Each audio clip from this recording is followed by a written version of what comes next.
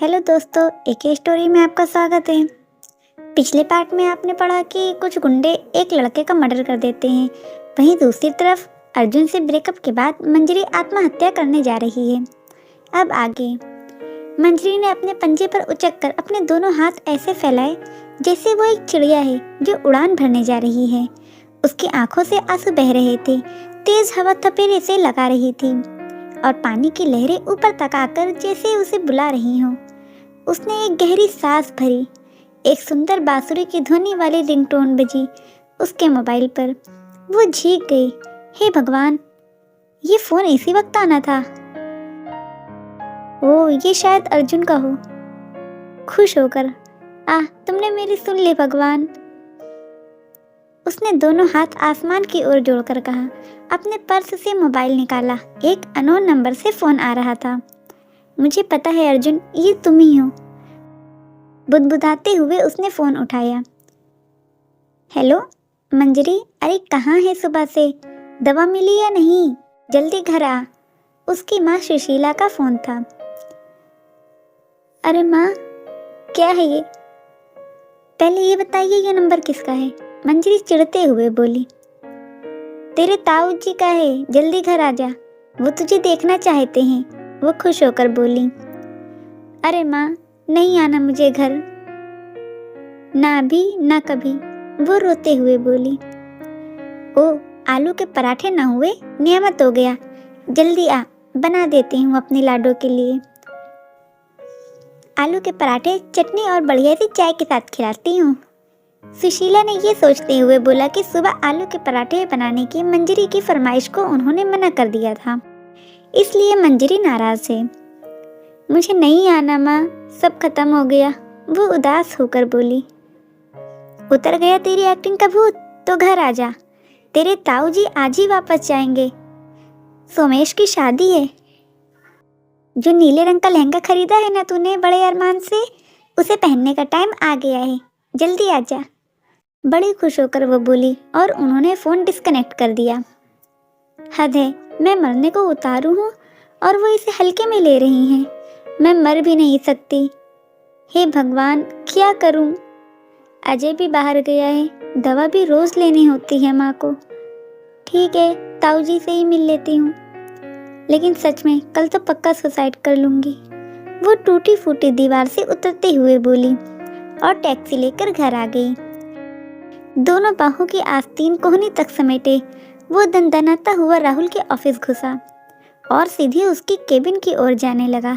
लगभग 800 से 1200 लोगों से भरा हुआ राहुल का ऑफिस उसकी उन्नति की जीती जागती तस्वीर बयान कर रहा था।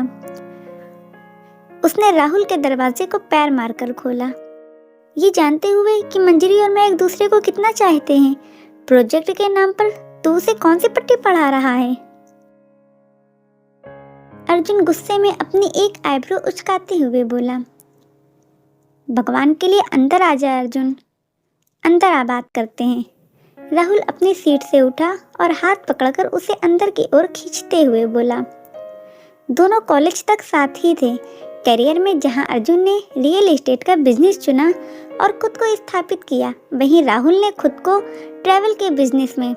अर्जुन का बिजनेस अच्छा चल निकला। दोनों दोस्त जब मिलते, अर्जुन अपने सफलता के किस्से राहुल को बताता और राहुल, जिसका बिजनेस अच्छा नहीं चल रहा था, तो उसे लगता अर्जुन उसे अपनी सफलता के बखान सुनाकर चिढ़ाता है, जिससे समय बीतते बीतते राहुल मन ही मन अर्जुन से जलने लगा था। और फिलहाल अर्जुन अपने बिजनेस में लगातार घाटा और असफलता का मुंह देख रहा था। वहीं राहुल इन दिनों सफलता के दौर को जी रहा था। छोड़ मुझे राहुल, और जो पूछा है उसका जवाब दे। अर्जुन अपना हाथ छुटाते हुए बोला। कैसी बात कर रहा है अर्जुन? जब से मुझे पता लगा है तुम दोनों रिलेशन में हो, मैं बल्कि ज़्यादा सजग हो गया हूँ। लेकिन देख रहा हूँ इधर मंजरी ही मुझ में इंटरेस्ट ले रही है यार। राहुल! अर्जुन ने चीखते हुए राहुल का कॉलर पकड़ लिया। उसकी आंखें गुस्से से लाल हो गई और बिना एक पल गवाए उसने राहुल को एक थप्पड़ जड़ दिया। चटाक की आवाज़ के साथ ही कुछ पल के लिए कैबिन में सन्नाटा छा गया। बस अर्जुन की सांसें ही सुनी जा सकती थी। राहुल कुछ देर अपने दाहिने हाथ को अपने गाल पर चिपकाए खड़ा रहा और दांत पीसता रहा। फिर न जाने क्या सोचकर खुद को संयत किया। उसने बोला, तेरे इस थप्पड़ का बुरा नहीं मानूंगा, दोस्त जो ठहरा। समझ सकता हूँ यार, लेकिन उसने प्रोजेक्ट के लिए खुद रिक्वेस्ट की तो बता मैं कैसे मना करता। तुझे बिजनेस में घाटा लग रहा है और आजकल लड़कियों को तरक्की करते हुए लड़के ज़्यादा पसंद आते हैं, शायद इसलिए। इतना बोलकर उसने कंधे उचकाते हुए कनखियों से अर्जुन की ओर देखा। अर्जुन की आंखें गुस्से में आंसुओं से भर गई। जब सामने से ही कोई इंटरेस्ट दिखा रहा है तो क्या दोष है मेरा, राहुल ने कहा। अर्जुन माथे पर बल डालता हुआ मुड़ा और राहुल के केबिन के दरवाजे पर उसने पूरी ताकत से मुक्का मार दिया। राहुल के मुंह से निकला आह और दंदनाता हुआ अर्जुन बाहर निकल गया। अर्जुन का घूसा पड़ने से कांच में हल्का निशान बन गया। राहुल अपनी कुर्सी पर बैठा और मुंह से यू करते हुए कुर्सी सहित घूम गया। मंजरी के लायक नहीं है तू अर्जुन, बहुत गुमान था ना तुझे अपनी कामयाबी और प्यार पर। ये थप्पड़ मारा तूने मुझे, लेकिन तिलमिलाएगा तू सारी जिंदगी। कुछ भी कहो, तुझे ऐसे बिलबिलाते देख मजा आ गया कसम से। माथे पर बल डाले और गुस्से में तमतमाते खुद से ही ये बोलते हुए उसने लैंडलाइन का रिसीवर उठाया और बोला, सुनो बाकी सारे ऑफिस स्टाफ के लिए पिज्ज़ा और कोल्ड ड्रिंक मंगवाओ। फिर उसने अपने दोनों पैर मेज पर रखे और आंखें बंद करके कोई गाना गुनगुनाने लगा। मंजरी ने डोरबेल बजाई तो रबेंद्र, उसके ताऊ जी ने ही दरवाज़ा खोला। उसे देख उनके चेहरे पर हंसी तारी हो गई। मंजरी मेरी बच्ची, पता है तुझे कितने सालों के बाद देख रहा हूँ? पूरे 3 साल बाद सुना है जॉब करने लगी है, बहुत बढ़िया। 70 साल की उम्र रही होगी रबेंद्र की। एक सरकारी बैंक से मैनेजर के पद से रिटायर हुए। सिर के 10% बाल अब भी काले थे, मोटा चश्मा लगा था। औसत नयन नक्श बहुत ख्याल न रखने के कारण और ताई जी के देहांत के बाद दुखी रहने से काफ़ी हद तक शरीर के खाल लटक गई थी, लेकिन अपने सामान्य काम और आवाजाही खुद करने में सक्षम थे। सोफे के पास ही एक छोटा सा बैग रखा था जिसमें एक पैंट और शर्ट था। उनका नियम था किसी भी रिश्तेदारी में अगर दिन के दिन भी वापस आना होता फिर भी वो कपड़े ज़रूर बदलते थे। मंजरी नमस्ते की मुद्रा में अपने दोनों हाथ जोड़े खड़ी थी, लेकिन रबेंद्र ने उसे बोलने का मौका ही नहीं दिया। अपनी बात पूरी करके वो सोफे पर बैठ गए और अखबार उठा लिया। आश्चर्य में मंजरी ने अपनी आंखें घुमाई और सुशीला पर टिकाकर गर्दन हिला दी, जैसे कहना चाहती हो ये अब भी अजीब ही है। सुशीला मुस्कुराई और आंखें दिखाते हुए धीमे से बुदबुदाकर बोली, बड़े हैं। ले भाई अपना आलू का पराठा खा। भाई साहब आप भी खा लीजिए, दोनों प्लेट मेज पर रखते हुए बोली। मंजरी हाथ मुंह धोकर आई और खाने लगी। रबेंद्र अभी भी अखबार में ही उलझे थे। पास ही रखे बैग को देखकर मंजरी बोली, ताऊ जी आज ही जा रहे हैं क्या? वो उसकी आवाज़ से चौंके और हाँ में सिर हिलाते हुए पराठा खाना शुरू कर दिया। फिर निवाला मुंह में रखते हुए बोले, मैं नहीं, हम आज ही जा रहे हैं मंजरी। वो मंजरी की ओर देखकर मुस्कुराते हुए बोले, क्या आज? वो चौंकी। क्यों, कोई दिक्कत? सुमेश की शादी में 2 दिन ही बचे हैं बेटा, बहुत काम करना है। मुझे तो ये नहीं समझ आ रहा कि आखिर इतनी जल्दी शादी हो क्यों रही है, मंजरी बोली। बेटा शादी तो तय बहुत समय से है, लेकिन सुमेश मंगली है। पंडित कहते हैं शादी या तो 1 साल बाद करो या इसी हफ्ते, तो शुभ काम में देर क्यों? सो इसी हफ्ते की 13 तारीख शुभ निकली है। चल जल्दी बैग लगा ले, वो पराठा खाते हुए बोले। ऐसे कैसे ताऊ जी, मुझे शॉपिंग भी तो करनी है। मैं कल शॉपिंग करके परसों सुबह निकल आऊंगी। उसने जैसे अपना फाइनल फैसला सुनाया। ताऊ जी ने सुशीला की ओर देखा तो वो बोली, चली जाना मंजरी। क्या माँ, सोमेश की शादी है और मैं बिना शॉपिंग ऐसे कैसे जा सकती हूँ? रहने दो बहू, ठीक है मंजरी, जैसी तेरी मर्जी, लेकिन बहू को साथ लेकर जल्दी आना, जा रहा हूँ। शादी है, वरना आपको अकेले बिल्कुल नहीं जाने देती ताऊ जी। मंजरी उन्हें जाते देखकर बोली तो वो मुस्कुराए और बोले, मैं खुद भी नहीं जाना चाहता, वो तो शादी है। ये कहते हुए वो बाहर की ओर निकल गए और साथ में मंजरी उन्हें छोड़ने चली गई। आज ही बुखार आना था आपको भी, अब बताइए वहाँ कैसे मन लगेगा मेरा? मंजरी बैग उठाकर कार की डिग्गी में रखते हुए बोली। अजय है तो सही मेरी देखभाल के लिए, मुझे तो तेरी चिंता लगी है, बस से जाती तो ज़्यादा बेहतर रहता, सुशीला बोली। क्या माँ, पास ही तो है, मंजरी सीट बेल्ट लगाते हुए बोली। हाँ हाँ माँ, बोलते हुए उसने गाड़ी बढ़ा दी। तेज आवाज में गाने लगाकर सुनते हुए वो शानदार सफर का आनंद ले रही थी और गाड़ी सड़क पर जैसे हवा में तैर रही थी। कुछ लगभग 1 घंटे सफर ही हुआ होगा कि तभी गाड़ी बंद हो गई। उसने स्टार्ट की, घिर की आवाज होती और गाड़ी बंद हो जाती, लेकिन कार स्टार्ट नहीं हुई। फिर क्या? मंजरी चिढ़ते हुए कार से निकली और कार की बोनट खोलकर देखने लगी। सही कहता है अजय कि कार के इन पार्ट्स की जानकारी भी होनी चाहिए, लेकिन तू किसी की सुने तब ना मंजरी। ओ क्या करूं, अर्जुन को भी फोन नहीं कर सकती। और राहुल? नहीं नहीं, राहुल की वजह से तो अर्जुन बहुत नाराज है। एक काम करती हूँ, अजय को ही कॉल कर लेती हूँ। बुदबुदाती मंजरी ने अजय को कॉल किया, लेकिन फोन उठाया सुशीला ने। हेलो मंजरी, पहुंची नहीं अब तक? सुशीला ने चिंतित होकर पूछा। माँ समझिए पहुंच गई, बस आप मेरी अजय से बात करा दीजिए जल्दी से, वो सैयद होकर बोली। क्या हुआ बता मुझे? वो फोन चार्जिंग पर लगाकर बाहर निकल गया। पता मंजरी, वो घबरा रही थी। अरे माँ, बस कपड़ों की स्टाइल के बारे में बात करनी है। आप मत घबराइए, बस पहुंचने ही वाली हूँ, उससे आते ही बोलना मुझे फोन करे। उसने फोन रख दिया और बुदबुदाई।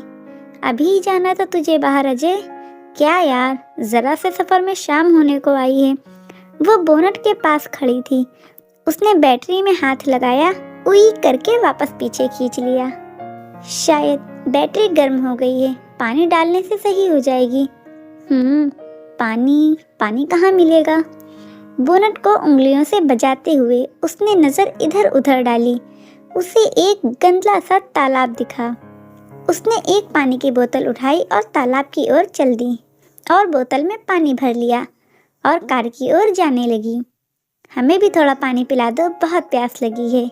ये आवाज़ सुनी तो साइड में देखा एक भयानक शक्ल वाला अपनी गर्दन पर हाथ फेरते हुए उसी की ओर देख रहा था। वो तेजी से कार की ओर दौड़ी कि एक और मोटा सा गुंडा उसके सामने आ गया। जरा संभल कर, कहीं लचक ना आ जाए। हा हा हा, ये बोलते हुए उसने मंजरी की ओर हाथ बढ़ाया।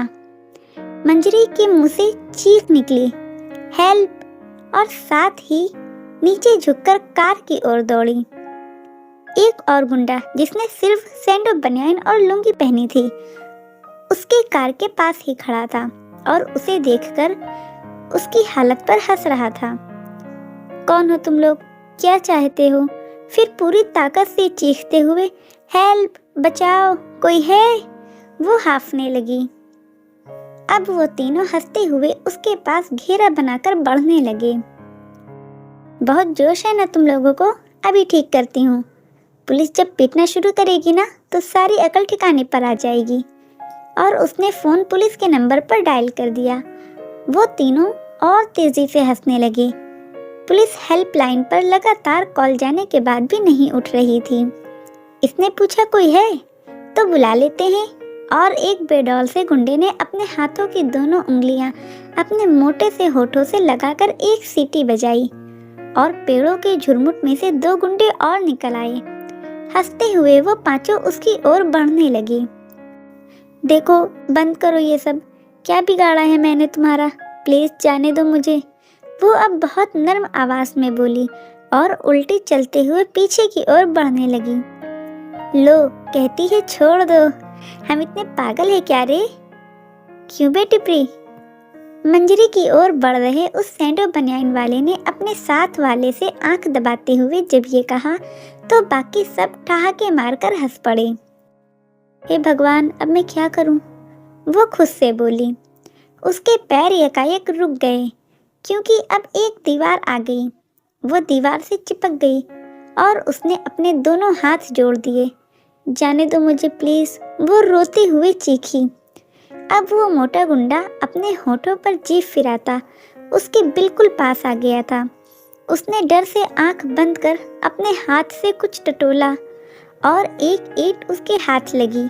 उसने उठा ली। अगले ही पल आह की एक तेज आवाज के साथ वो गुंडा नीचे गिर गया। मंजरी ने चौंकते हुए देखा, ईंट अब भी उसी के हाथ में थी। इससे पहले वो कुछ और सोच और समझ पाती, दूसरा गुंडा भी चीखा। आह!